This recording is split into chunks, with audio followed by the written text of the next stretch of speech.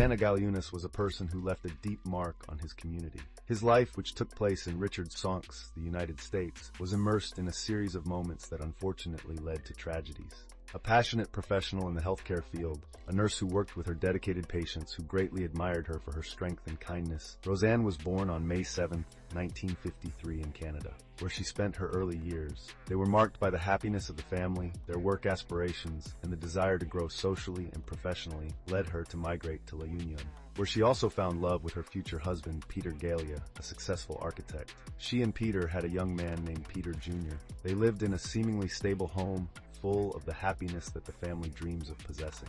However, fate took a sudden and quite unexpected turn.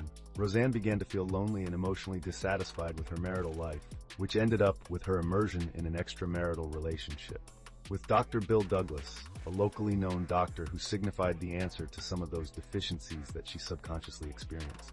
This situation, unfortunately, was determining the sad events that would begin to develop in 1983, specifically on October 4th. The apparent calm of a normal life was suddenly interrupted when Rozanne was brutally attacked. Her vehicle, her body was found beatingly dead, the bullet wounds to her head, clear signs of criminal intent, which led to the massive dissemination of the case in the news. The first impression that the investigators thought focused on personal aspects, interpersonal and speculative motives such as non-real abandonment, or the motivation to transgress an emotional balance.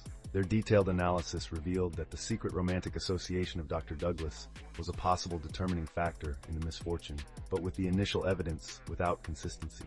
To lead to suspended trials and frustrations that lasted until 1984, it gave back some hope to solve this shocking case with the gaps that opened from the information that the specialized contractor to murder Joylor Lestrange drew from the source of the extramarital connection captured by the contemporaries to justify the complicity, and maximum denunciation to eventually affirm that her murderer was an inevitable consequence of the crime.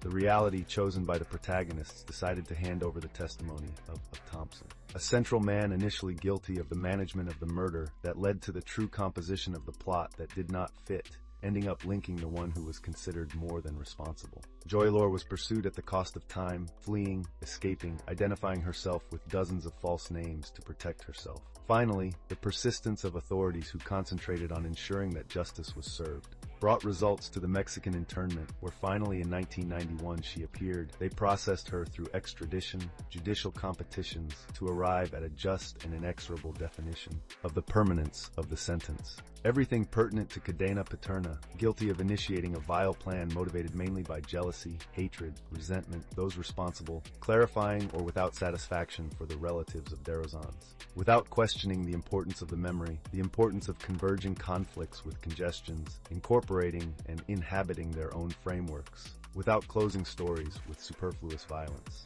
and not irreversible derivatives that were temporarily transformed into some.